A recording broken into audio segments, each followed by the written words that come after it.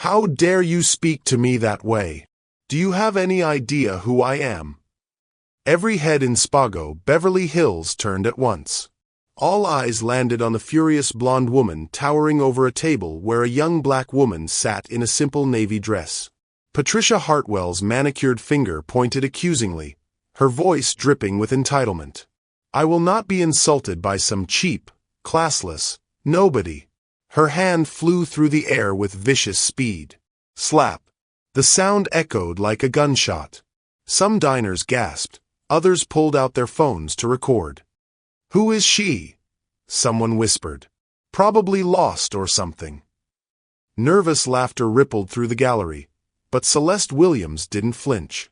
In that instant, Patricia had just made the biggest mistake in her life that would destroy her entire world in the next 60 seconds. If you are enjoying this story, don't forget to hit that subscribe button, like the video and comment where you are watching from. Your support helps us bring more powerful stories. And trust me, you won't want to miss them. Did you just put your hands on my wife? My wife! Now, let's continue. The late afternoon sun filtered through the tall windows of the Bel Air mansion on October 15, 2024, casting golden light across the marble floors of the master bedroom. Celeste Williams stood before her walk-in closet, running her fingers along the fabric of a simple navy blue dress. At 28, she possessed an understated beauty that needed no enhancement. Warm brown skin that seemed to glow from within, expressive dark eyes framed by naturally long lashes, and a gentle smile that had first captured her husband's heart 3 years ago. This one feels right, she murmured to herself, pulling the modest knee-length dress from its hanger. The fabric was quality cotton, well-tailored but unpretentious, exactly the kind of clothing that made her feel most comfortable. From the adjoining bathroom came the sound of running water as Adrian Williams finished his shower. At 35, Adrian commanded attention wherever he went. 6 feet 2 inches of confident presence, with a kind of sharp intelligence in his green eyes that had built an empire worth over $2 billion. His tech company, Nexus Innovations, had revolutionized cloud computing, but right now his mind was focused entirely on the evening ahead. Celeste, darling, are you ready?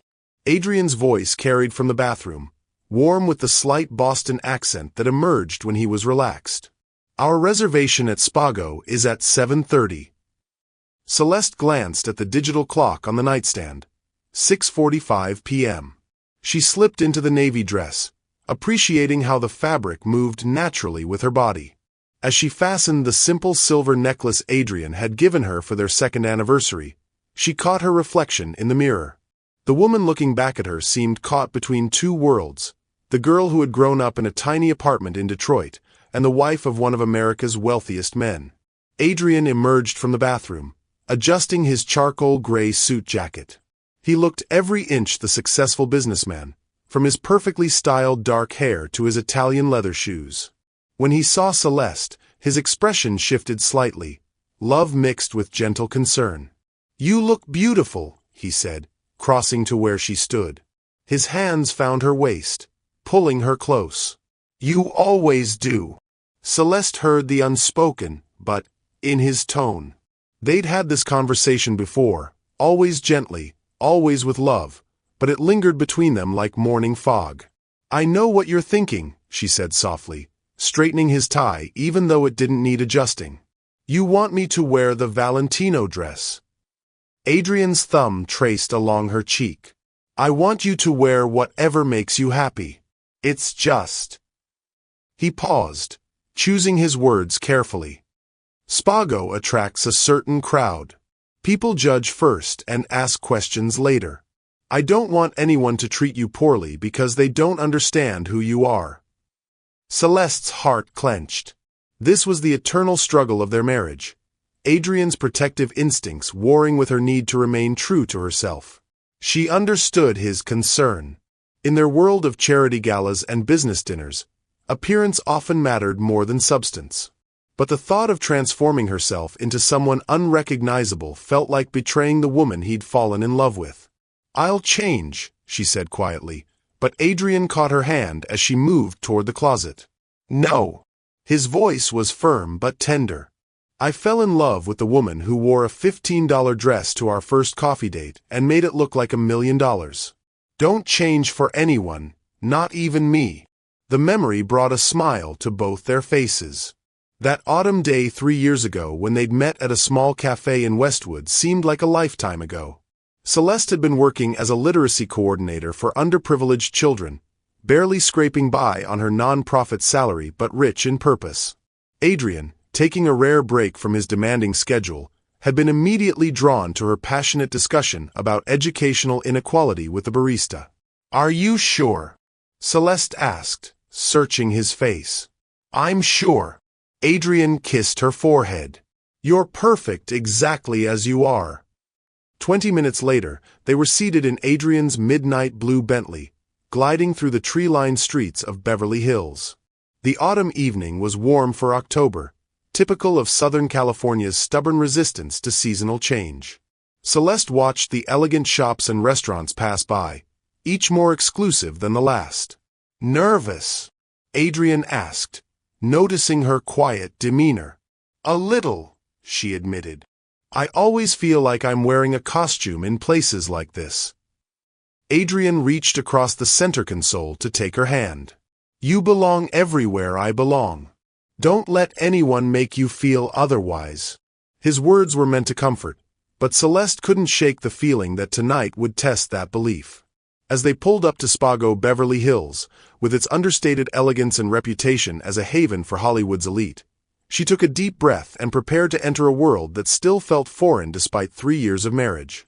The valet opened her door with practiced efficiency, and Celeste stepped onto the sidewalk in her comfortable flats and simple dress. Around them, other patrons were arriving in luxury vehicles, the women draped in designer gowns and glittering jewelry that caught the restaurant's warm lighting. Mrs. Williams, the maitre d', greeted them warmly as they entered. "Your usual table is ready." The dining room buzzed with the low murmur of expensive conversations and the gentle clink of fine crystal. Celeste followed Adrian to their table, aware of the subtle glances from other diners. Some looked curious, others dismissive. She'd learned to read these expressions over the years, the way people's eyes would slide over her simple appearance before focusing entirely on Adrian. "Relax," Adrian whispered as they settled into their seats. "You're the most beautiful woman in this room, and more importantly, you're the kindest." Before Celeste could respond, Adrian's phone buzzed urgently. He glanced at the screen and frowned. "It's the Tokyo office," he said apologetically. "The Yamamoto deal. There's been a complication. I need to take this." Celeste nodded understandingly. Even on their date nights, Adrian's responsibilities as CEO sometimes intruded. "Go ahead. I'll be fine. 5 minutes, I promise." Adrian stood, kissing the top of her head before stepping toward the restaurant's quieter bar area to take his call. Left alone, Celeste sipped her water and observed the elegant scene around her. The soft lighting cast everything in a warm glow, and the quiet conversations created an atmosphere of refined intimacy. She was just beginning to relax when she noticed a woman at a nearby table staring at her with undisguised hostility. The woman was perhaps 45, with professionally styled blonde hair and the kind of sharp-featured beauty that suggested extensive cosmetic enhancement. She wore a white designer dress that probably cost more than most people's monthly salary, and her jewelry caught the light with every disapproving gesture she made to her dinner companions. "What do you think you're looking at?" The question formed in Celeste's mind, but she quickly pushed it away. She was being paranoid. The woman was probably looking at something else entirely.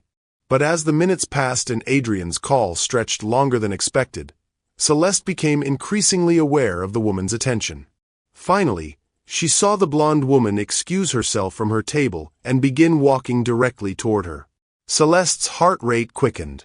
Something in the woman's expression, a mixture of disgust and self-righteous anger, made her stomach tighten with familiar dread.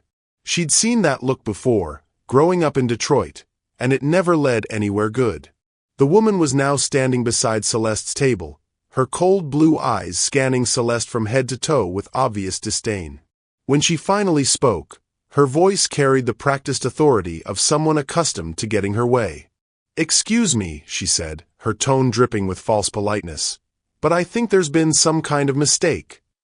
Celeste looked up at the woman standing beside her table, her heart already beginning to race with an instinct she'd hoped never to feel again. The blonde woman's presence radiated hostility like heat from asphalt on a summer day, and Celeste could smell her expensive perfume mixed with something sharper, the acrid scent of prejudice and entitlement. "I'm sorry," Celeste said softly, her voice steady despite the warning bells clanging in her mind. "What kind of mistake?" The woman's lips curved into a smile that never reached her eyes. She was tall, perhaps 5'8" in her designer heels, with a kind of artificially perfect appearance that spoke of personal trainers, weekly salon appointments, and a surgeon's careful hand. Her white Chanel dress probably cost more than most families spent on groceries in 6 months, and the tennis bracelet on her wrist caught the restaurant's ambient lighting like captured stars. "Well," the woman said, loud enough that nearby tables began to turn their attention toward the conversation, "I couldn't help but notice you sitting here all alone, and I thought perhaps you were lost." Around them, the gentle hum of dinner conversation began to quiet as other patrons sensed drama brewing. Celeste was acutely aware of the eyes turning in their direction, the way conversations paused mid-sentence as people strained to listen. The warmth she'd felt moments earlier was rapidly being replaced by a cold knot of dread in her stomach. "I'm not lost," Celeste replied calmly, though her hands trembled slightly as she reached for her water glass. "I'm having dinner with my husband." The woman's laugh was sharp and brittle, like breaking crystal. "Your husband?"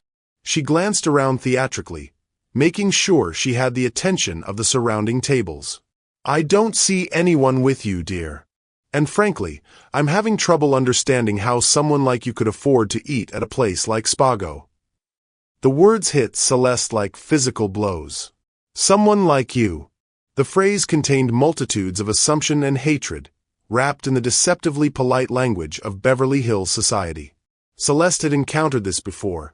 The assumption that her skin color automatically disqualified her from certain spaces, certain levels of success, certain types of respect.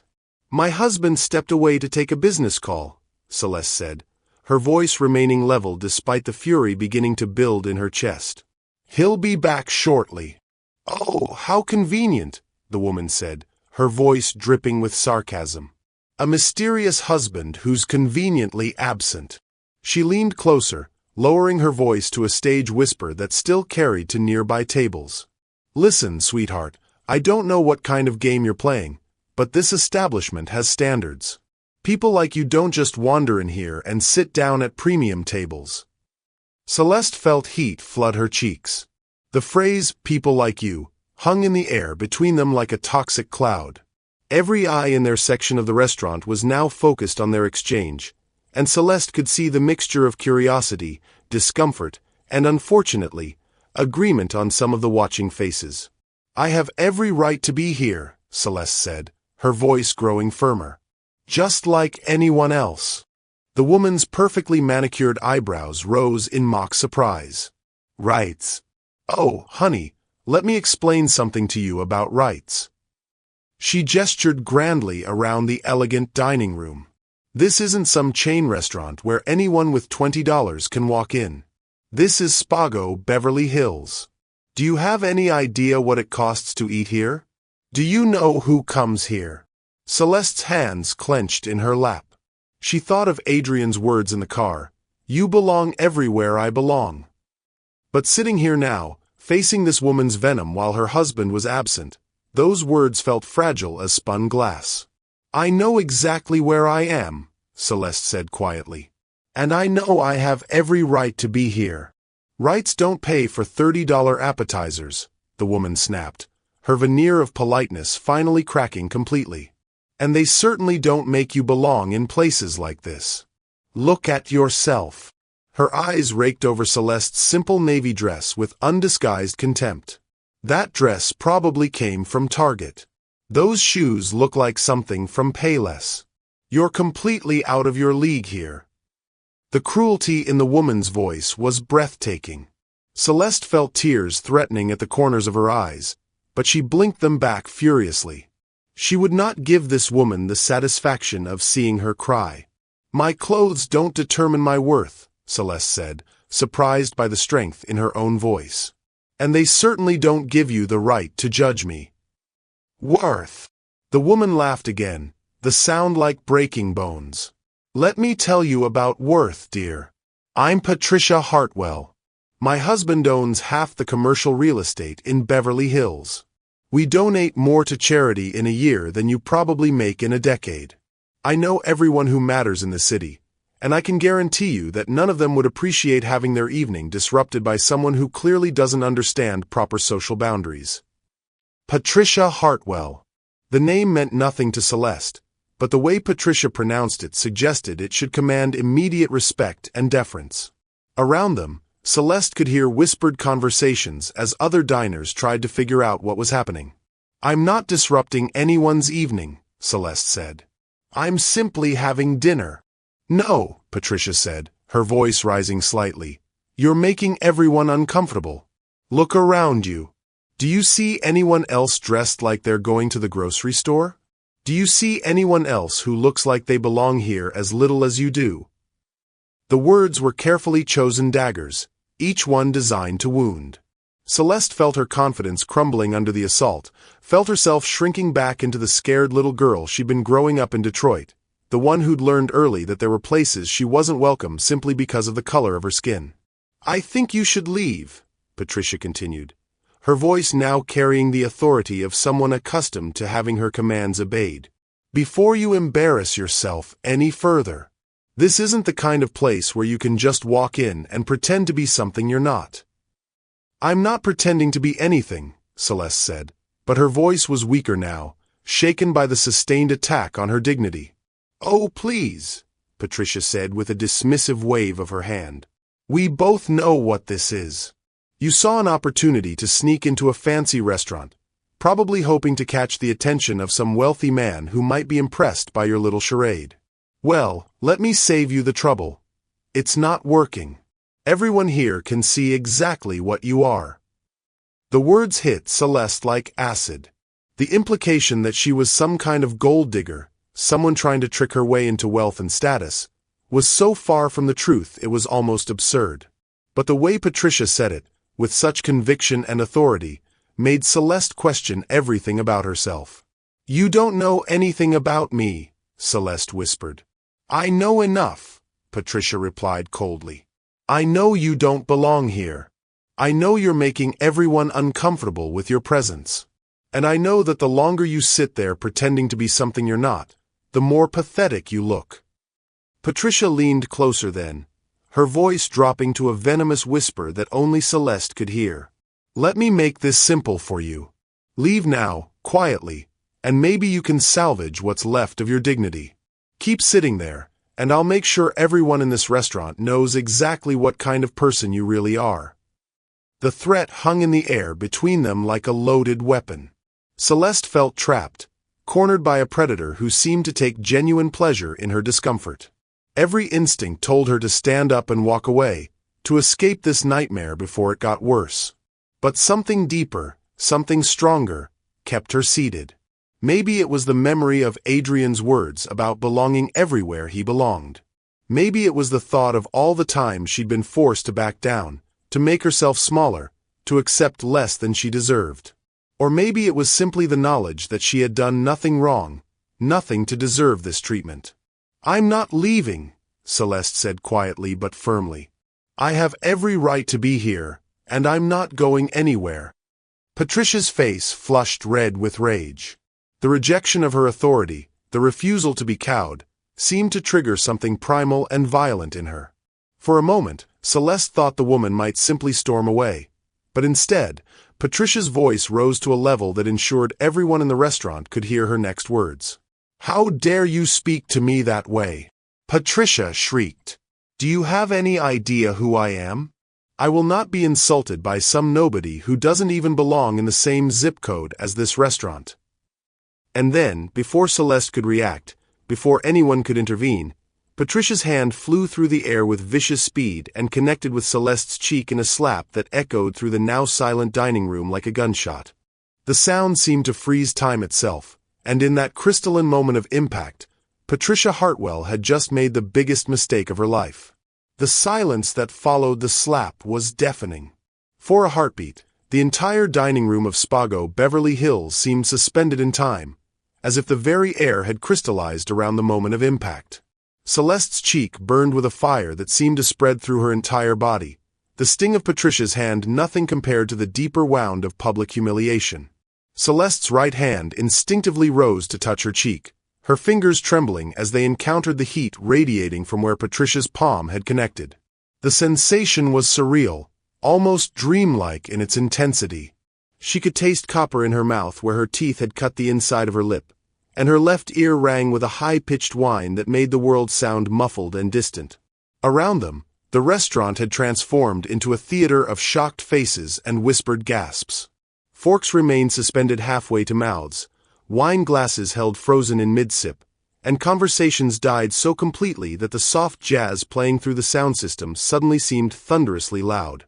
Every eye in the dining room was fixed on their table, some faces showing horror, others displaying the kind of morbid fascination people felt when witnessing a car accident. Patricia Hartwell stood over Celeste like a conquering general, her chest heaving with righteous indignation and her blue eyes blazing with satisfaction.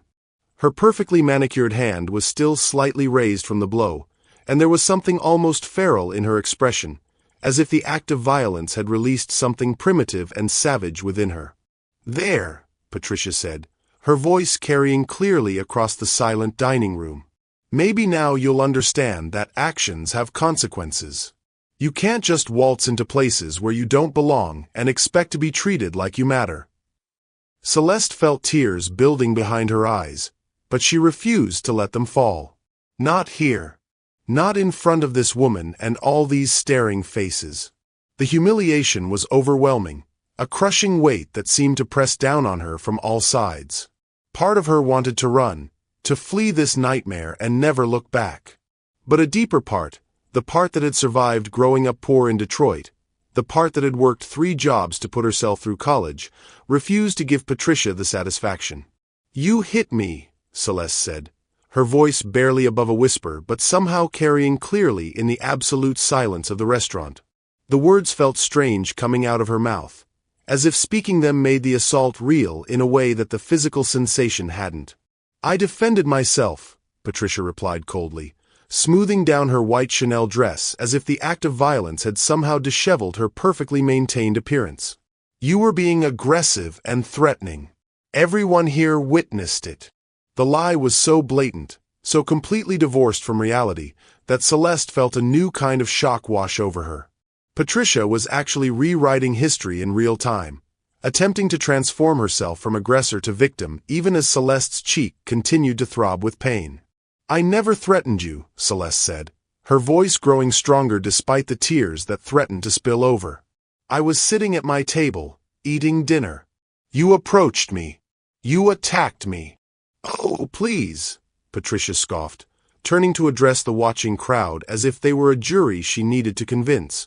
"Did anyone else see how hostile she became when I simply tried to have a polite conversation? The way she raised her voice and became aggressive." A few of the nearby diners shifted uncomfortably in their seats, their eyes darting between Patricia and Celeste. Celeste could see the calculations happening behind their eyes, the way they were weighing social status and appearances against truth. Patricia's expensive clothes, her confident demeanor, her obvious wealth and social connections carried weight in this world that Celeste's simple dress and quiet dignity simply couldn't match. "She was perfectly polite," said a voice from a table near the window. An elderly man with kind eyes and graying hair had spoken up, his voice cutting through Patricia's attempted narrative like a knife. "I saw the whole thing. This young lady never raised her voice or acted aggressively. You, madam, were the one who approached her table uninvited." Patricia's face flushed red with anger at this contradiction to her story. "I don't know what you think you saw, but this woman was clearly out of line. She doesn't belong here, and everyone knows it." "What I know," the elderly man replied firmly, "is that I just watched you assault someone half your size for no reason other than your own prejudice." Other diners began to murmur among themselves, the spell of shocked silence finally breaking. Celeste could hear fragments of conversation floating around her. Did she really just hit her? Over what? I couldn't hear what they were saying. That poor girl. She looks terrified. Patricia Hartwell always was a piece of work. The last comment made Patricia whip around, her eyes scanning the room to identify who had spoken. I'll have you know that my family has been part of this community for generations, she announced loudly. We don't need lectures about proper behavior from people who clearly don't understand the social dynamics at play here. Celeste slowly rose from her chair, her legs shaky but her resolve hardening. The movement drew every eye back to her, and she could feel the weight of their attention like a physical force. Her cheeks still burned, and she was certain there would be a mark, but something inside her had shifted. The scared little girl from Detroit was gone, replaced by a woman who had survived too much to be broken by Patricia Hartwell's cruelty. Social dynamics. Celeste repeated, her voice clear and strong. Is that what you call racism and assault?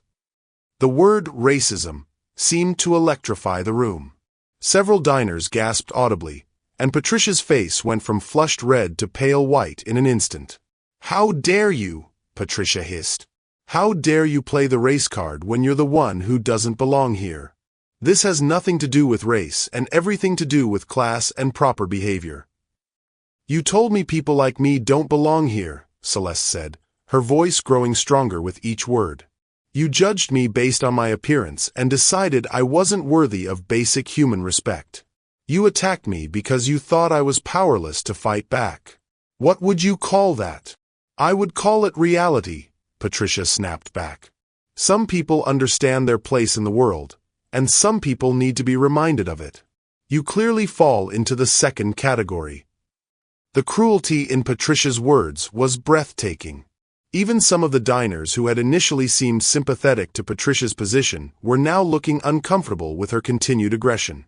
The elderly man who had spoken up earlier was shaking his head in disgust. Where is the manager? Patricia suddenly demanded, turning away from Celeste to scan the restaurant. I want this woman removed immediately. She's creating a disturbance and making threats. As if summoned by her words, a nervous-looking man in a perfectly pressed suit appeared at their table.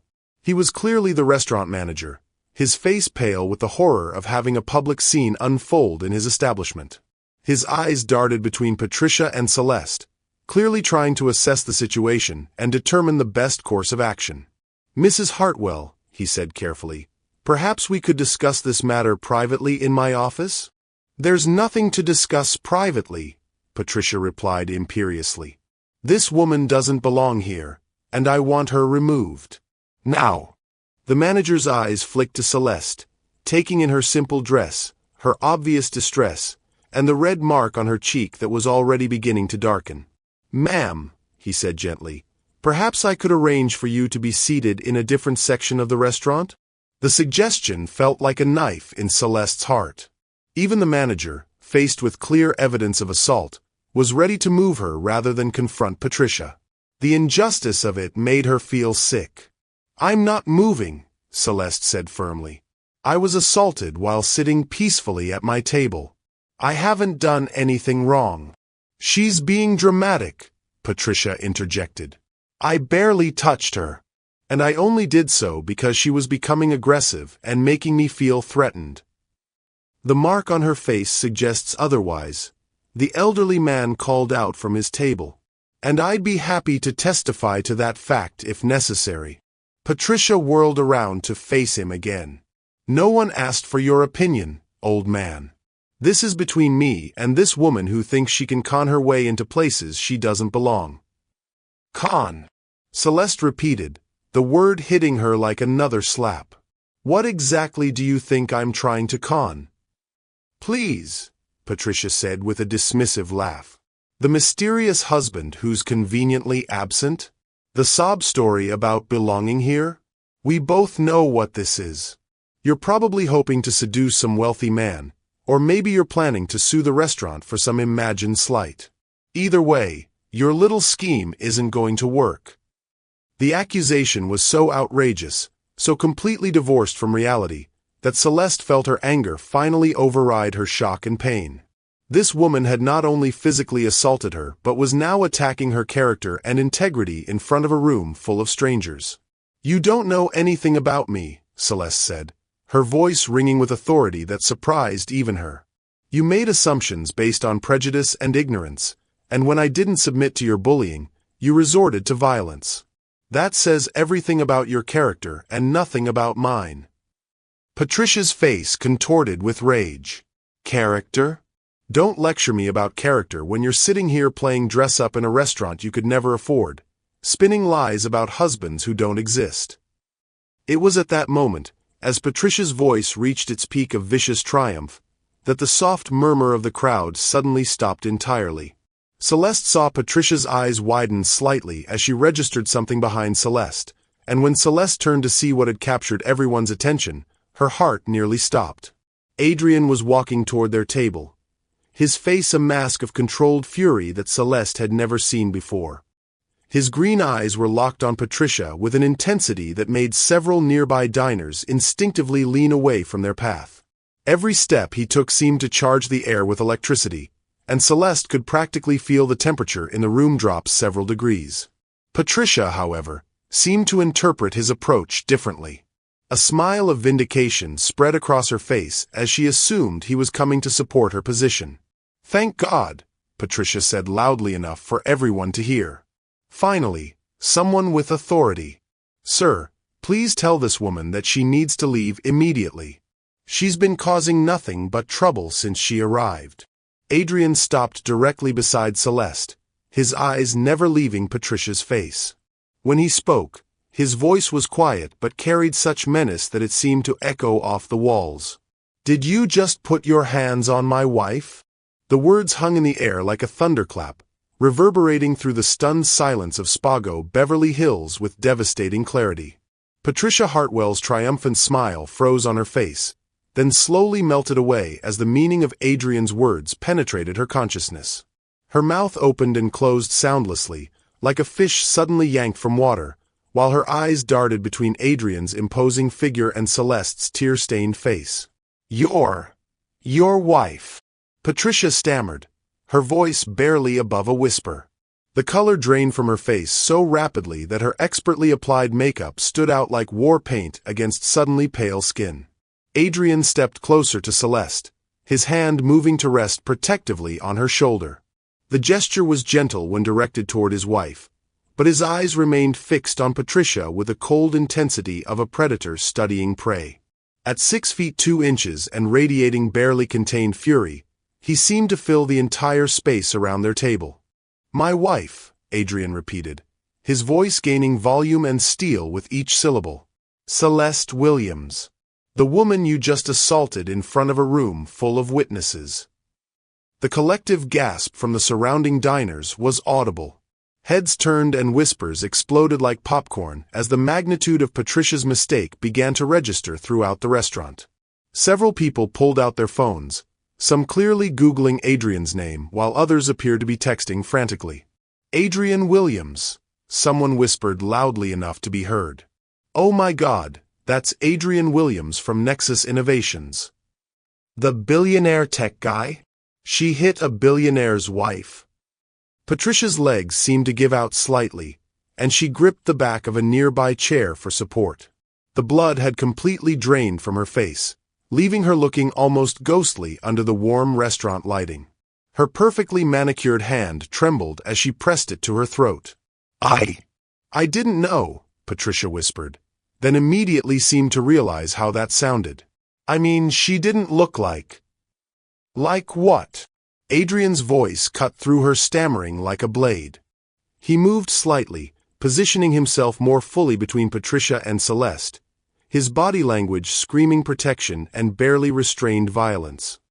"She didn't look like she deserved basic human respect? She didn't look like she belonged in the same space as you." Every word Adrien spoke seemed to land on Patricia like a physical blow. She flinched with each question, her eyes darting around the restaurant as if looking for an escape route. But there was nowhere to run. Every table, every face, every pair of eyes was focused entirely on their confrontation. The restaurant manager, who had been frozen in horror since Adrian's arrival, suddenly sprang into action. "Mr. Williams," he said, his voice shaking slightly, "I am so terribly sorry. If I had known Mrs. Williams was your wife, this never would have." "If you had known—" Adrian turned his attention to the manager, and the man actually took a step backward. "Are you suggesting that my wife deserved to be treated this way because you didn't recognize her? That assault is acceptable as long as the victim isn't wealthy enough." "No, sir, absolutely not," the manager said quickly, sweat beading on his forehead despite the restaurant's comfortable temperature. "I meant no disrespect. We have the highest regard for all our guests." "Clearly not all your guests," Adrian said coldly, his hand moving to gently touch the red mark on Celeste's cheek. The tender gesture, so at odds with the fury radiating from every other part of his body, made several women in the dining room gasp audibly. Patricia seemed to find her voice again, though it came out as more of a croak. "I had no idea who she was. She was dressed so casually. How was I supposed to know?" The words were perhaps the worst thing she could have said. Adrian's eyes, which had been cold before, now turned absolutely arctic. When he spoke, his voice was so quiet that people at nearby tables had to strain to hear him, but the menace in his tone was unmistakable. "So you admit that you judged my wife based on her appearance? You decided that because she wasn't wearing expensive enough clothes, she didn't deserve respect. You thought that because she chose to dress modestly, she was somehow less worthy of basic human dignity." "That's not what I meant," Patricia said desperately, but her voice lacked any conviction. Everyone in the restaurant could see the truth written across her face. "Then what did you mean?" Adrian asked, his voice still dangerously quiet. "Explain to me, Mrs. Hartwell, exactly what gave you the right to approach my wife, berate her, humiliate her in public, and then put your hands on her." The use of her name seemed to shock Patricia even further. She clearly hadn't expected Adrian to know who she was, and the realization that he did seemed to add another layer of terror to her already overwhelming panic. "We've never been introduced," Patricia said weakly. "How do you know my name?" "I make it my business to know everyone who matters in this city," Adrian replied. "And more importantly, I make it my business to know everyone who might pose a threat to my family. Your husband, Gregory Hartwell, owns Hartwell Properties. Your family has significant investments in several businesses throughout Beverly Hills. You sit on the board of 3 different charities and consider yourself a pillar of this community." Each fact Adrian recited seemed to drain more color from Patricia's face. The realization that he knew exactly who she was, that this wasn't some random encounter with a stranger, was clearly terrifying her. "You also," Adrian continued, his voice growing harder, "have a reputation for exactly this kind of behavior. This isn't the first time you've used your perceived social status to bully people you consider beneath you. But it's going to be the last." The threat was unmistakable, and Patricia seemed to shrink physically under the weight of it. Around them, the restaurant had become completely silent except for the soft jazz still playing through the sound system, creating a surreal soundtrack to the unfolding drama. "Please," Patricia whispered, her voice breaking. "I made a mistake. I'm sorry. I didn't mean." "You didn't mean to get caught," Adrian corrected her. "You didn't mean to discover that your victim had the power to fight back.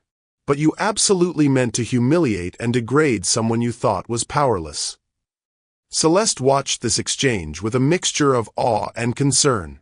She had never seen her husband like this before, had never witnessed the full force of his power and authority directed at another human being. It was simultaneously thrilling and terrifying to see how completely he could dominate a situation when protecting someone he loved. "Adrian," Celeste said softly, placing her hand on his arm. She could feel the tension in his muscles, could sense how close he was to completely losing control. "Maybe we should." "No," Adrian said firmly, but his voice gentled slightly when he looked at her. "You were assaulted, sweetheart, in public, by someone who thought you couldn't fight back. That's not something we're going to quietly ignore." He turned his attention back to Patricia, who was now openly crying, her perfect makeup running in black streaks down her cheeks. "Mrs. Hartwell, you have exactly one opportunity to explain yourself. Why did you think it was acceptable to put your hands on my wife?" Patricia's mouth opened and closed several times before any sound came out. When she finally spoke, her voice was barely audible. She didn't look like she belonged here. I assumed. You assumed that gave you the right to assault her, Adrian finished coldly. I barely touched her, Patricia said desperately, but even as the words left her mouth, she seemed to realize how pathetic they sounded. The mark on her face suggests otherwise, said the elderly man who had spoken up earlier. His voice carried clearly across the silent restaurant. And I'd be happy to testify to exactly what I witnessed if legal action is pursued. The mention of legal action seemed to hit Patricia like a physical blow. She swayed on her feet, gripping the chair even tighter to keep from falling. Legal action, she whispered. You can't. I mean, surely we can work this out privately. Between civilized people. Civilized people don't assault others in restaurants, Adrian replied. Civilized people don't judge others based on their clothing or skin color. Civilized people don't assume that wealth gives them the right to treat others as less than human. The dining room remained frozen in tableau, every eye fixed on the confrontation. Cell phones were now openly recording, and Celeste realized that within hours, this entire scene would likely be all over social media. The thought should have horrified her, but instead she felt a strange sense of satisfaction. Let the world see what Patricia Hartwell really was. What would you do if you witnessed someone being treated this way?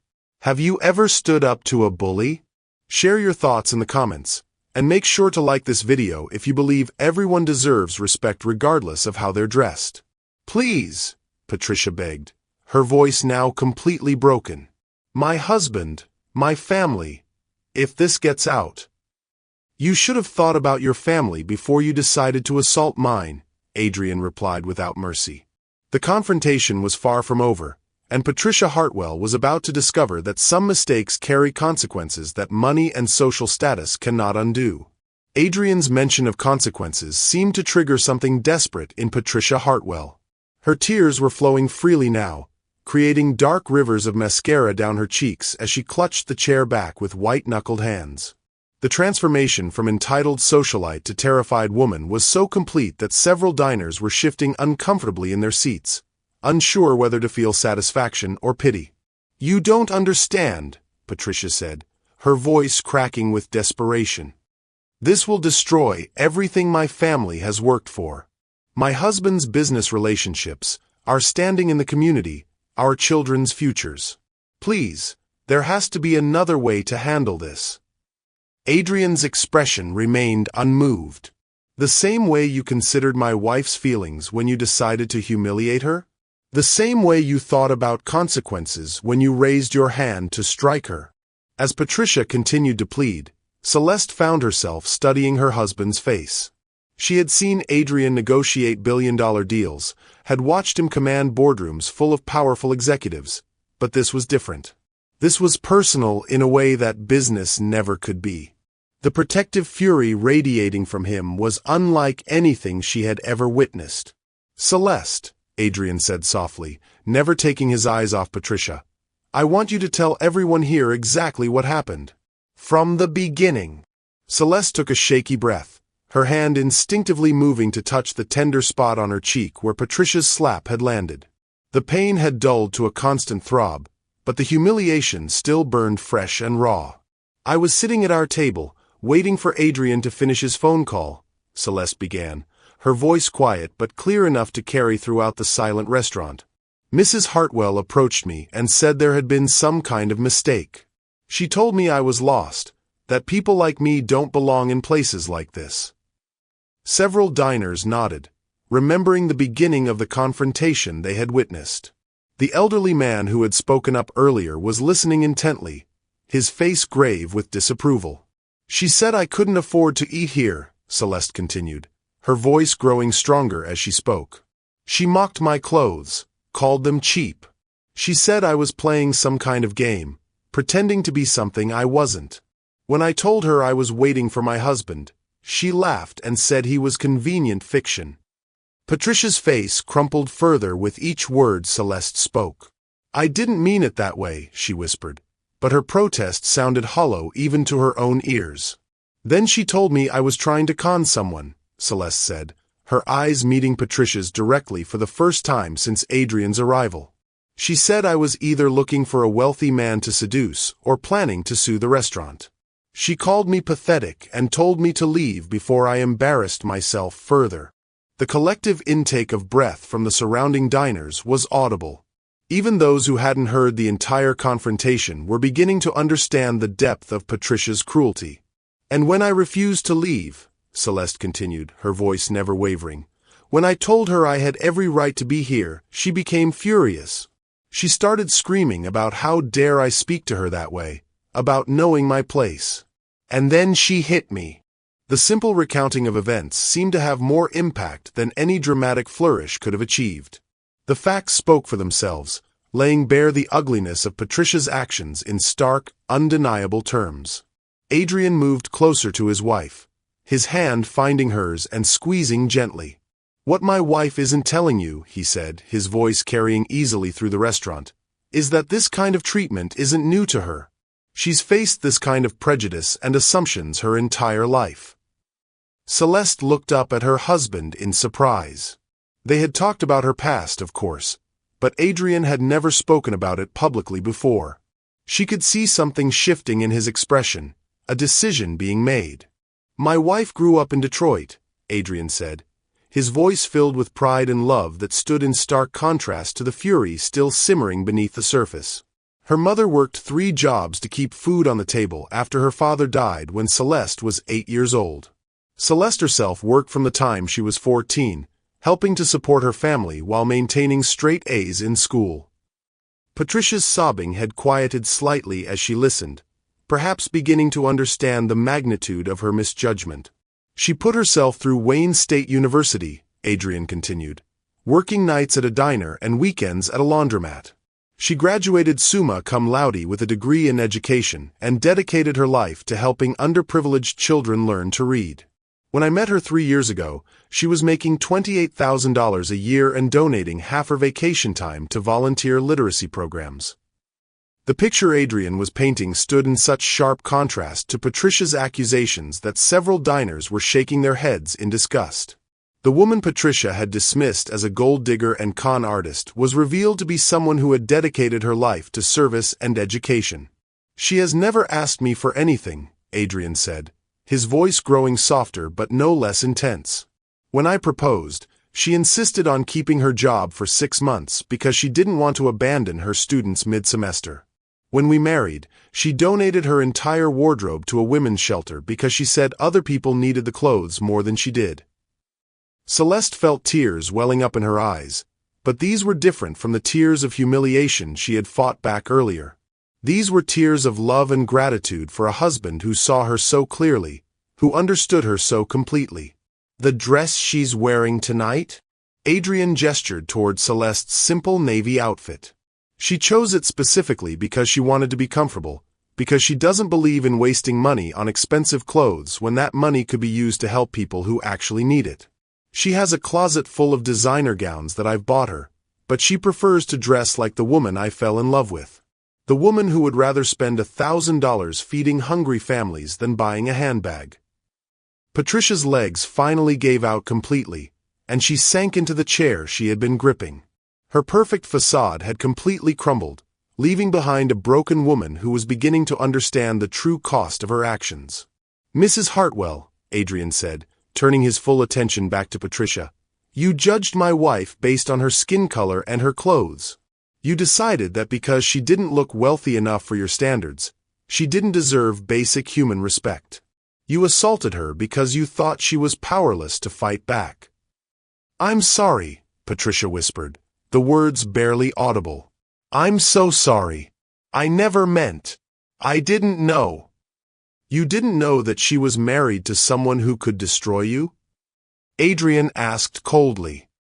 Or you didn't know that she was a human being who deserved better treatment regardless of her circumstances.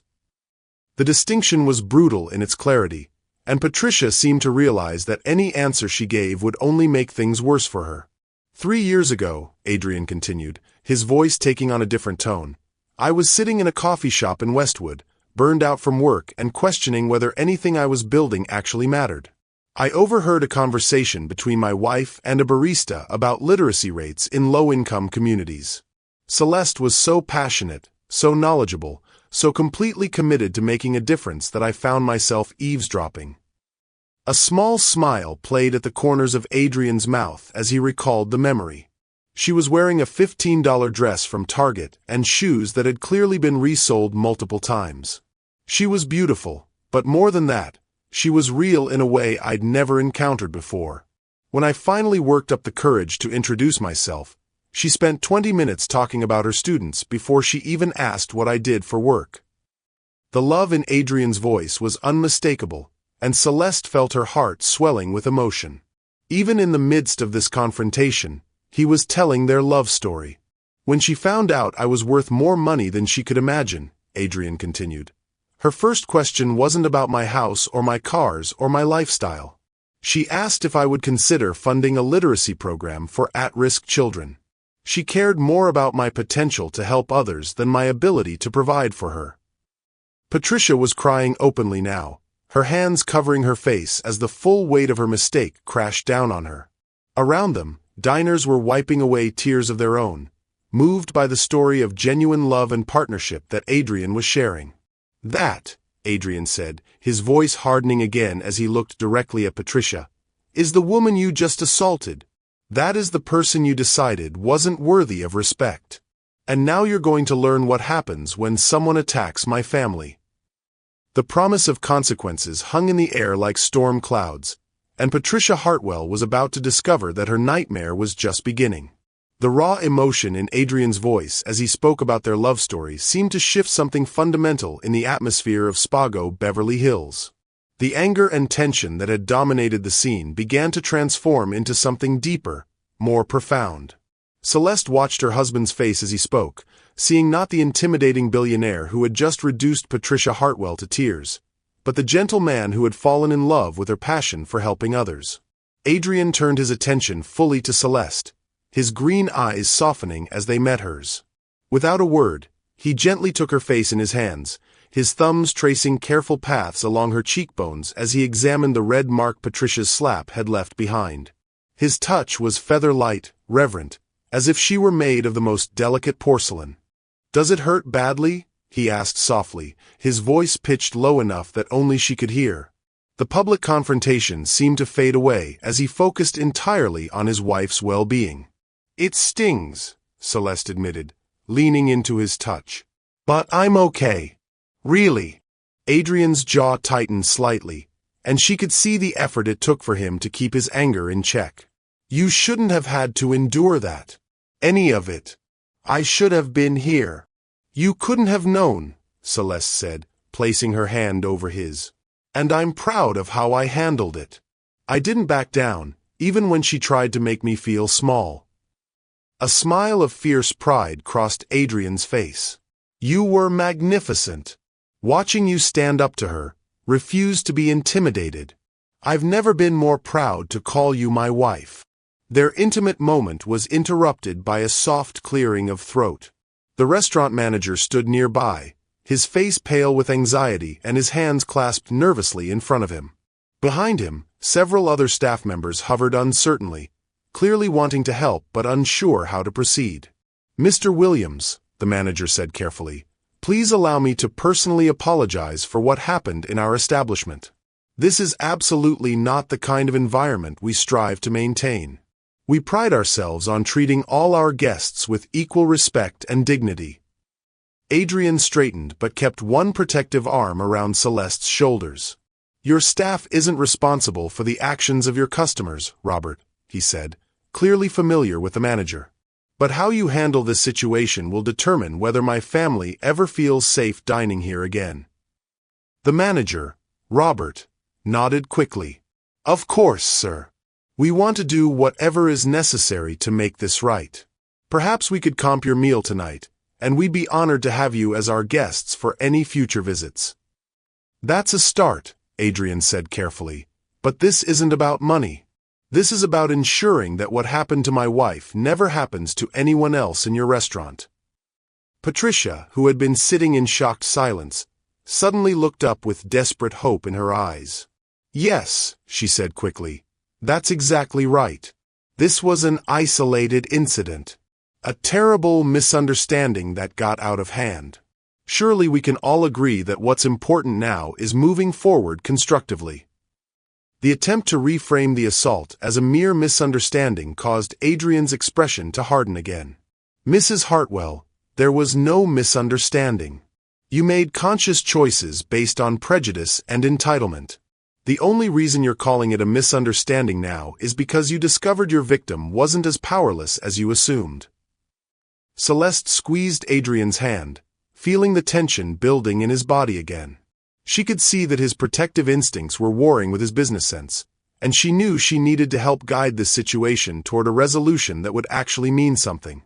"Adrian," she said softly, "may I say something?" He looked down at her, his expression immediately gentling. "Of course. This is about you more than anyone else." Celeste stood slowly, Adrian's arm still around her shoulders, and faced the room full of watching diners. Many of them had their phones out, some clearly recording, others scrolling through social media. She could see the mixture of emotions on their faces: sympathy, curiosity, embarrassment, and in some cases, recognition that they might have reacted similarly to Patricia in different circumstances. "I want everyone here to understand something," Celeste began, her voice clear and steady. "What happened tonight wasn't about money or social status. It was about basic human dignity. Mrs. Hartwell didn't know who I was married to when she decided I didn't belong here. She made that judgment based purely on my appearance and her own assumptions." Several diners nodded, clearly following her reasoning. Patricia sat frozen, her tear-streaked face turned toward Celeste with an expression of desperate attention. "The problem isn't that she didn't recognize me as a billionaire's wife," Celeste continued. "The problem is that she thought it was acceptable to treat anyone the way she treated me. If I had been a struggling single mother saving up for a special dinner, would that have made her behavior any less wrong?" The question hung in the air, and Celeste could see several people in the restaurant shifting uncomfortably as they considered it.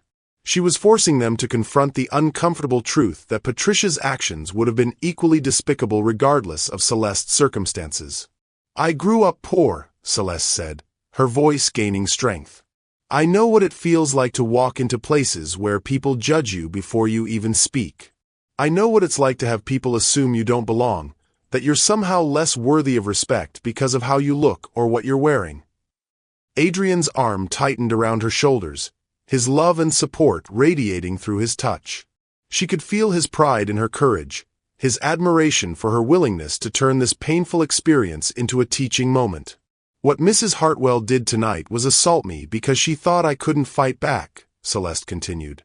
"She thought she could humiliate and degrade someone she perceived as powerless, and that there would be no consequences for her actions." Patricia made a small, wounded sound, but Celeste pressed on. "But here's what she didn't understand," Celeste said, her voice growing stronger. "My worth isn't determined by my husband's bank account or my clothes or anything else that can be seen from the outside.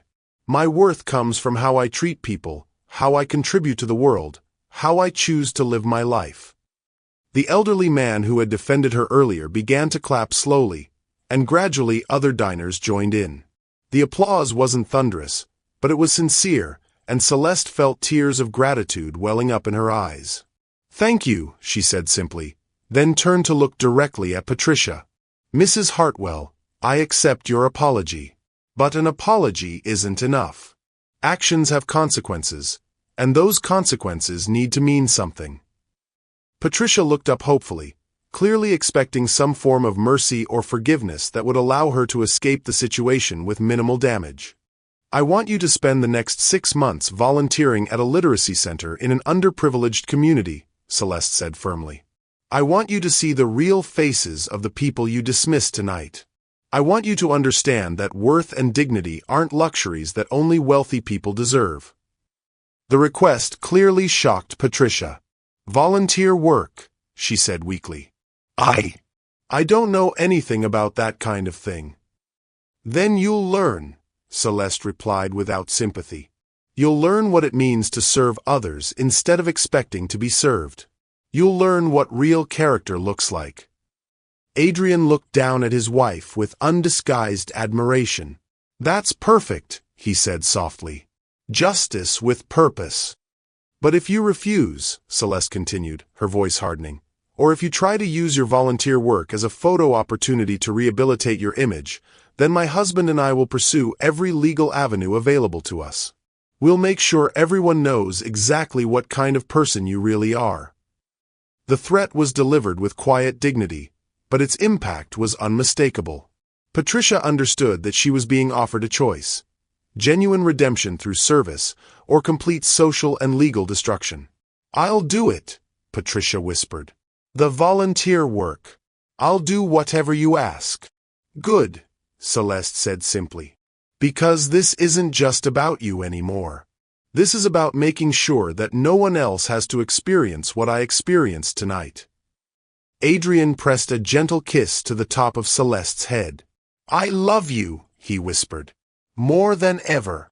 The confrontation was far from over, but Celeste had transformed it from a simple case of revenge into something much more meaningful: a chance for real change and growth. The moment of grace and forgiveness that had filled Spago, Beverly Hills, seemed to hang in the air like morning mist, beautiful but fragile. Patricia Hartwell sat in her chair, tears still streaming down her face, nodding eagerly at Celeste's offer of redemption through community service. For a brief instant, it appeared that the evening might end with genuine reconciliation and the possibility of real change. Then Patricia's phone buzzed loudly against the table where she had placed it earlier. The sound seemed to break whatever spell had held the restaurant in respectful silence. Patricia glanced at the screen, and Celeste watched as the woman's expression shifted dramatically. The grateful, remorseful mask slipped away, replaced by something calculating and cold. Patricia's eyes darted around the room, taking in the dozens of phones still recording, the faces of prominent Beverly Hills residents who had witnessed her humiliation, and the potential social media nightmare that was undoubtedly already beginning to unfold. "Actually," Patricia said, her voice suddenly steadier and laced with familiar arrogance, "I think I need to reconsider this situation." Adrian's arm tightened protectively around Celeste's shoulders. "Reconsider what, exactly?" Patricia stood slowly, smoothing down her white Chanel dress and attempting to regain some semblance of her earlier commanding presence. The makeup streaks on her face and the obvious tremor in her hands undermined the effect, but there was a desperate determination in her voice as she spoke. "I've been sitting here listening to threats and ultimatums," Patricia said, her tone growing stronger with each word. "But I'm starting to remember exactly who I am and what kind of influence my family has in this community." A collective murmur rippled through the watching diners. Several people exchanged concerned glances, sensing that the fragile peace was about to shatter completely. "Mrs. Hartwell," Celeste said carefully, "we offered you a chance to make this right, to learn and grow from what happened tonight." "Learn and grow." Patricia laughed, but there was no humor in the sound. "From whom? A woman who couldn't even afford proper clothes for dinner at Spago? You may have fooled my husband into marrying you," she said, pointing a perfectly manicured finger at Celeste, "but I know exactly what you are." The words hit the restaurant like a physical blow. Gasps echoed from multiple tables, and Adrian went completely still beside Celeste. When he spoke, his voice was deadly quiet. "What did you just say?" Patricia seemed to draw strength from his reaction, as if his anger validated her decision to abandon any pretense of remorse. "I said what everyone in this room is thinking, but is too polite to say out loud. Your wife is a gold digger who got lucky.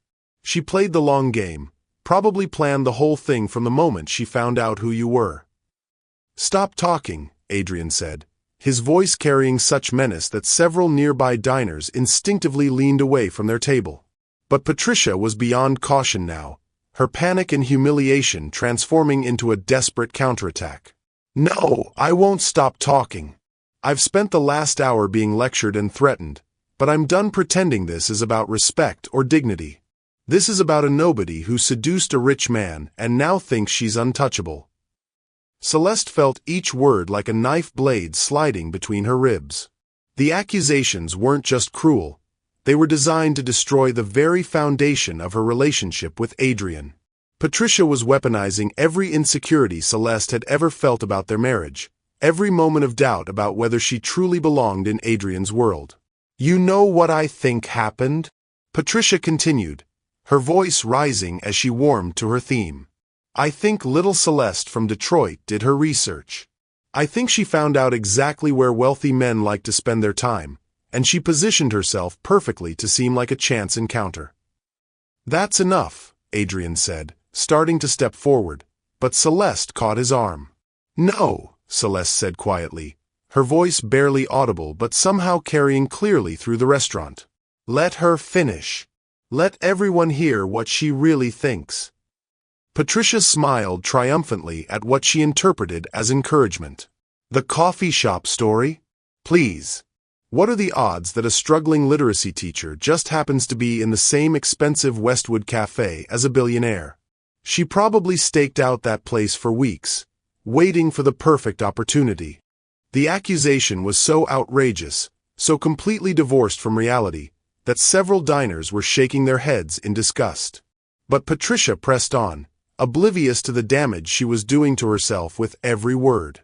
"And the sob story about working 3 jobs and helping underprivileged children?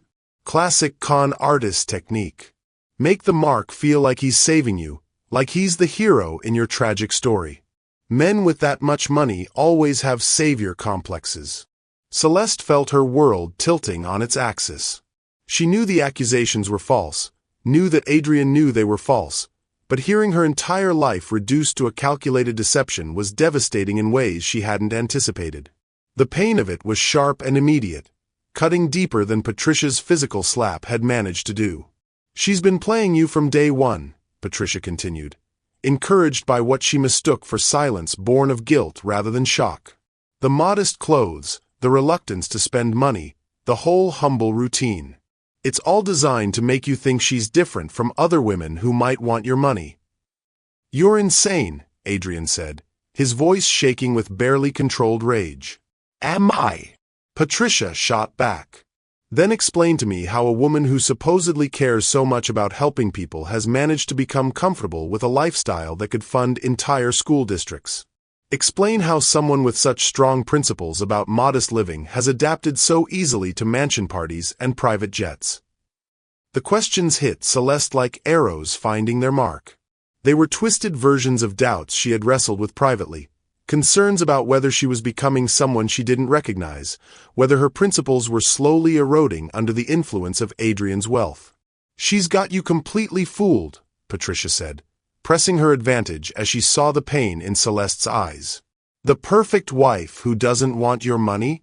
Who just happens to be beautiful and articulate and everything you thought you wanted? It's all an act, Adrian. A very sophisticated, very successful act." "You don't know what you're talking about," Adrian said, but Celeste could hear something different in his voice now. Not doubt, exactly, but a kind of defensive uncertainty that suggested Patricia's words were having some effect. "Don't I?" Patricia laughed, the sound harsh and grating. "I've seen women like her before. They study their targets, learn exactly what buttons to push, what stories to tell. Your wife didn't fall in love with you, Adrian. She fell in love with your bank account and everything it could provide for her." The restaurant had gone completely silent again, but this time the atmosphere was thick with tension and discomfort rather than rapt attention. People were looking away, clearly uncomfortable with the vicious personal attack they were witnessing. "The literacy program," Patricia continued relentlessly. "The volunteer work. The donated clothes. It's all part of the image she's created to keep you convinced that she's genuine. But what has she actually sacrificed since marrying you? What has she given up? She lives in luxury while maintaining the illusion of humility." Celeste felt tears building behind her eyes, but they were different from the tears of humiliation she had felt earlier. These were tears of profound hurt, the kind that came from having her deepest fears and insecurities weaponized against her by someone who understood exactly where to strike for maximum damage. Every loving word, every grateful look, every moment of supposed selflessness, Patricia said, her voice dropping to a theatrical whisper that somehow carried throughout the entire restaurant. All of it calculated to keep you believing that you're married to a saint instead of a very clever opportunist. The silence that followed was deafening. Patricia stood there breathing heavily, her face flushed with the exertion of her attack, clearly believing she had scored a decisive victory. Around them, diners sat frozen in horrified fascination, unsure whether they had just witnessed a complete breakdown or the revelation of some terrible truth. Adrian was staring at his wife with an expression Celeste had never seen before. It wasn't doubt, exactly, but there was something searching in his gaze, as if he was looking for reassurance that everything he believed about their love was real. And in that moment of searching, in that tiny pause before he spoke, Celeste felt something fundamental crack inside her chest. Not because she doubted their love, but because she realized that no matter how much they loved each other, there would always be people like Patricia Hartwell ready to poison that love with suspicion and doubt. The perfect storm of humiliation, pain, and soul-deep weariness finally overwhelmed her, and Celeste Williams broke. The crack that had started in Celeste's chest spread outward like ice fracturing on a frozen lake. She felt herself fragmenting under the weight of Patricia's accusations, not because they contained any truth, but because they had been designed with surgical precision to target every insecurity she had carried since the day she married Adrian Williams. "Stop," Celeste whispered, the word barely audible but somehow cutting through the charged atmosphere of the restaurant like a blade. "Just stop." She pulled away from Adrian's protective embrace, her movement so sudden and unexpected that he stumbled slightly. When she looked up at him, her dark eyes were bright with unshed tears, but there was something else there too. Something that looked dangerously close to defeat. "Celeste," Adrian said softly, reaching for her again, but she stepped backward, shaking her head. "No," she said, her voice growing stronger but carrying a note of profound exhaustion. "I can't do this anymore. I can't keep defending my love, my motives, my very existence to people who have already decided what I am." Patricia watched this exchange with undisguised satisfaction, clearly believing that her attack had achieved its intended purpose. The malicious smile playing at the corners of her mouth suggested she thought she had successfully planted enough doubt to destroy the Williams marriage from within. "Celeste, don't let her do this," Adrian said, his voice tight with desperation. "Don't let her poisonous words matter more than 3 years of our life together." "It's not about her words," Celeste replied, her voice breaking slightly. "It's about the fact that this will never end. There will always be another Patricia Hartwell, another person ready to assume the worst about me, another situation where I have to prove that I'm worthy of love." The watching diners shifted uncomfortably as they witnessed what appeared to be a marriage dissolving before their eyes. Several people had stopped recording, the voyeuristic thrill of the confrontation replaced by genuine discomfort at witnessing such intimate pain.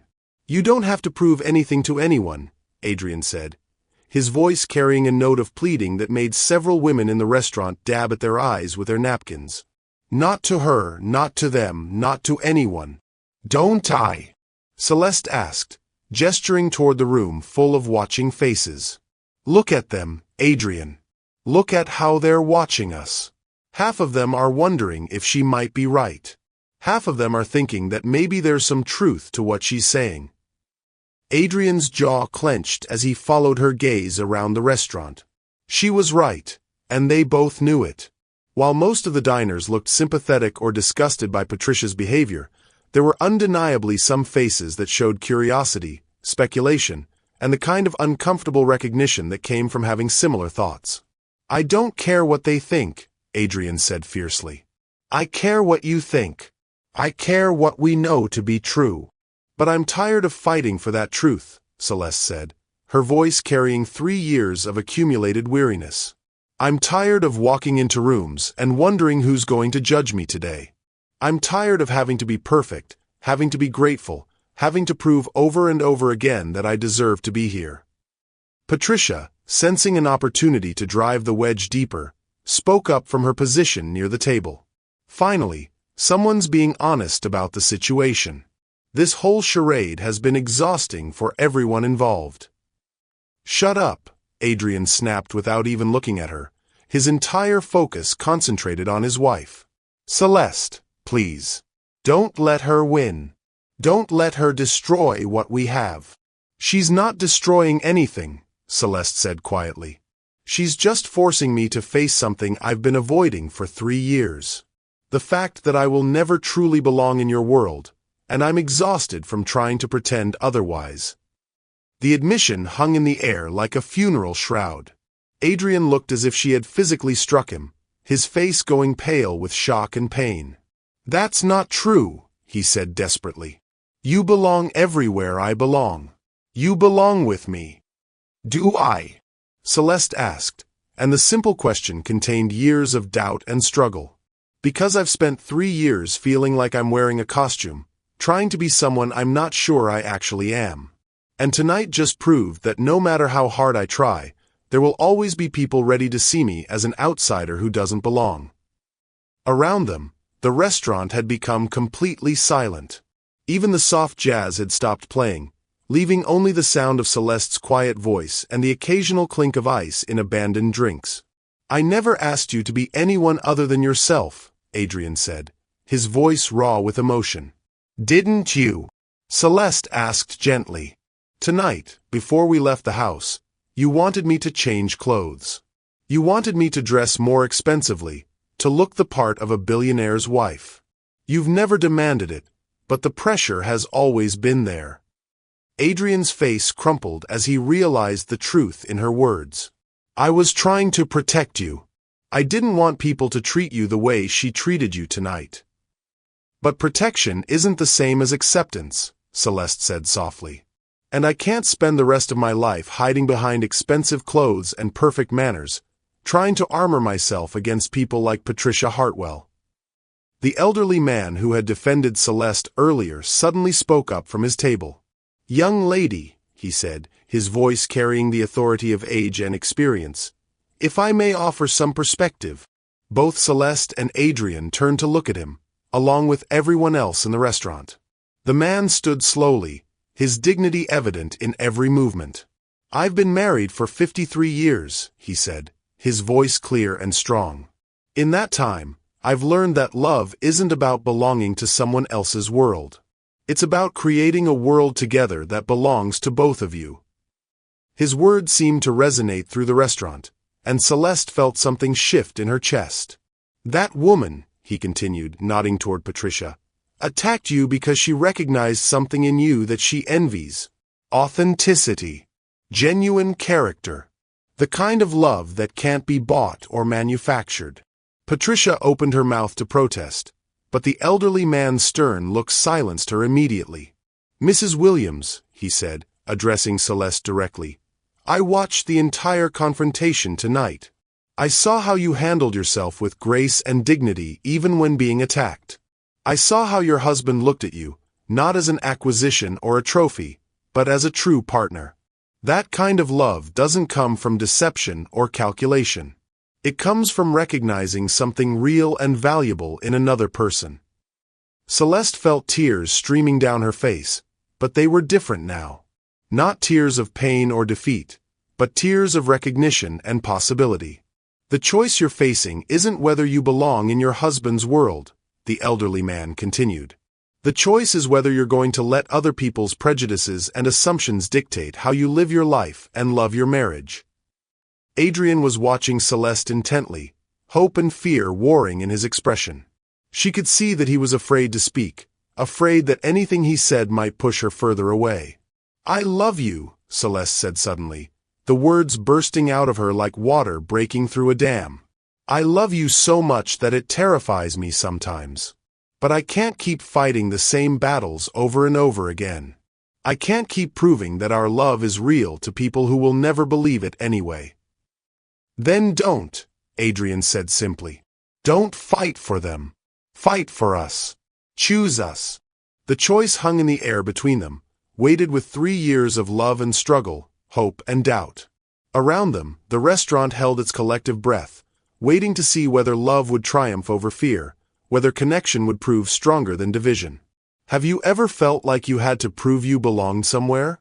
Share your thoughts in the comments below, and don't forget to subscribe for more stories about love overcoming impossible odds. Celeste looked into her husband's eyes, seeing not judgment or doubt, but pure, unwavering love. And in that moment, she had to decide whether that love was worth fighting for, whether their shared future was more important than the opinions of people like Patricia Hartwell. The entire restaurant waited for her answer. Celeste stood in the hushed dining room of Spago, Beverly Hills, surrounded by watching faces and the weight of a decision that would define the rest of her life. The elderly man's words echoed in her mind. Choose whether other people's prejudices would dictate how she lived and loved. Adrian waited before her, his green eyes filled with such raw vulnerability that it took her breath away. In that crystalline moment, Celeste realized something fundamental had shifted inside her. The crack in her chest wasn't from breaking apart but from breaking open, like a seed splitting to allow new growth. Patricia Hartwell's vicious attack had inadvertently forced her to confront the very fears that had been holding her back from fully embracing her life with Adrian. "You're right," Celeste said softly, her voice growing stronger with each word. "I've been fighting the wrong battle. I've been trying to prove I belong to people whose opinions don't matter, instead of simply living the life I want with the man I love." Adrian's face transformed, hope blooming across his features like sunrise breaking through storm clouds. "I choose us," Celeste continued, stepping toward her husband. "I choose our love, our life, our future. And I choose to stop caring what people like Patricia Hartwell think about any of it." The relief that washed over Adrian's face was so profound that several diners actually applauded. He reached for Celeste, pulling her into his arms with a desperation that spoke of nearly losing the most precious thing in his world. "I love you," he whispered against her hair. "More than my next breath, more than anything in this world. We'll figure out the rest together." "Together," Celeste agreed, feeling the rightness of the words settle into her bones. Patricia Hartwell, who had been watching this reunion with growing horror, suddenly seemed to realize that her vicious gambit had not only failed but had actually strengthened the very bond she had tried to destroy. The color drained from her face as the full implications of her situation crashed down on her. "Wait," Patricia said desperately, her voice cracking with panic. "Please, you have to understand. I was upset. I wasn't thinking clearly. I said things I didn't mean." Adrian turned to face her, but he kept one arm firmly around Celeste's waist. When he spoke, his voice carried the cold authority of a man who had just watched someone try to destroy his marriage. "Mrs. Hartwell, you've shown us exactly who you are tonight. Twice. First, when you thought my wife was powerless, and again, when you tried to destroy our marriage out of spite. There are consequences for both." "Consequences," Patricia whispered, her hands trembling as she gripped the back of the chair. "My security team should be arriving any moment," Adrian said calmly, checking his watch. "They'll be escorting you out and ensuring that the proper authorities are notified of the assault that took place tonight." As if summoned by his words, 2 men in dark suits appeared at the restaurant's entrance. They were clearly professionals, moving with the kind of quiet confidence that suggested extensive training. The maitre d' spoke to them briefly before pointing toward their table. "Mr. Williams," the lead security officer said as they approached. "We came as soon as we received your message. Is this the individual who assaulted Mrs. Williams?" "It is," Adrian confirmed. Patricia shrank back as the 2 men flanked her position, their presence making any attempt at escape impossible. "Mrs. Hartwell," the security officer said formally, "you need to come with us. The Beverly Hills Police Department is waiting to speak with you about the incident tonight." "This is insane," Patricia said, her voice rising to near hysteria. "You can't arrest me for a simple misunderstanding. My husband will sue all of you for harassment." "Your husband," Adrian said quietly, "is about to have much bigger problems than a harassment lawsuit. You see, Patricia, Gregory Hartwell Properties has been trying to secure the contract for my new headquarters building for the past 8 months. The deal was supposed to be finalized next week. Patricia's face went ashen as she realized the implication. Was supposed to be, Adrian continued. Past tense. I'll be calling Gregory first thing tomorrow morning to inform him that Nexus Innovations will be taking our business elsewhere. I suspect that losing a $200 million contract might put a strain on your family's finances. You can't do that, Patricia whispered. That contract, it's the foundation of our expansion plans. Without it, Hartwell Properties will likely face significant financial difficulties, Adrian agreed without sympathy. Perhaps bankruptcy, depending on how leveraged Gregory has become in anticipation of the deal. The restaurant manager, Robert, stepped forward nervously. Mr. Williams, if I may. Mrs. Hartwell is also a significant investor in several establishments throughout Beverly Hills. If word of tonight's incident spreads... Oh, it will spread, Adrian said firmly. I'm not interested in covering this up or protecting her reputation. Actions have consequences, and Mrs. Hartwell needs to learn that lesson thoroughly. Patricia seemed to crumple in on herself as the full scope of her predicament became clear. The assault charge was just the beginning. Her family's business empire, their social standing, their entire way of life was about to come crashing down because of her actions tonight. Please, she begged, tears streaming down her face again. I have children. They don't deserve to suffer because of my mistakes. You should have thought about your children before you decided to assault my wife, Adrian replied coldly. But since you mention them, let me be clear about something. The volunteer work my wife proposed earlier? That offer is no longer on the table. You forfeited any chance at redemption when you tried to destroy our marriage. The elderly man who had spoken earlier approached their group, his expression grave but determined. Excuse me, he said, addressing Adrian and Celeste. I don't mean to intrude, but I wanted you to know that my wife and I witnessed everything that happened tonight. We'll be happy to provide statements to the police and testify in court if necessary. Several other diners nodded in agreement, rising from their tables to offer similar support. The collective gesture of solidarity was overwhelming, and Celeste felt tears of gratitude welling up in her eyes. Thank you, she said simply. All of you. Thank you for seeing the truth and being willing to stand up for it. As Patricia was led away by security, still pleading for mercy that would not come, Adrian turned his full attention back to his wife.